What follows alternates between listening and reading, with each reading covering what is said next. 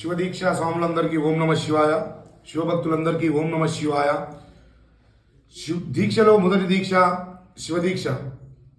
ఇట్టి మహత్తరమైన శివదీక్షను మొదటిసారిగా జగన్మాత లోకమాత అయినటువంటి ఆ భ్రమరాంబాదేవి పార్వతీదేవి దీక్ష తీసుకోవడం జరిగింది.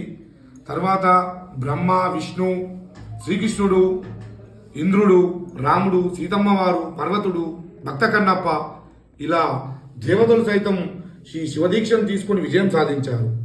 అట్టి మహత్తరమైన శివదీక్షను మండల కాలం పాటు 41 రోజులు దీక్ష తీసుకోవడం జరుగుతుంది. ఇది ఈ మధ్య కాలంలో వచ్చిన దీక్ష కాదు స్వామి, చాలా పురాతనమైన శివదీక్ష. ఇట్టి శివదీక్షను నియమానుసారం పాటించిన వారికి గ్రహపీడలు, నక్షత్ర పీడలు, రుణపీడలు, శత్రుపీడలు అన్నీ తొలగిపోతాయని శివపురాణంలో లిఖించబడింది. ఇట్టి మహత్తరమైన దీక్షలో మండల కాలం పాటు దీక్ష చేసి ఆ భ్రమరాంబాస మీద మల్లికార్జున స్వామికి జ్యోతిర్ముడిని సమర్పించి ఆ మండల దీక్షను సంపూర్ణం చేసుకోవాల్సిందిగా అందరినీ కోరుకుంటున్నాను స్వామి. ఓం నమ శివాయ.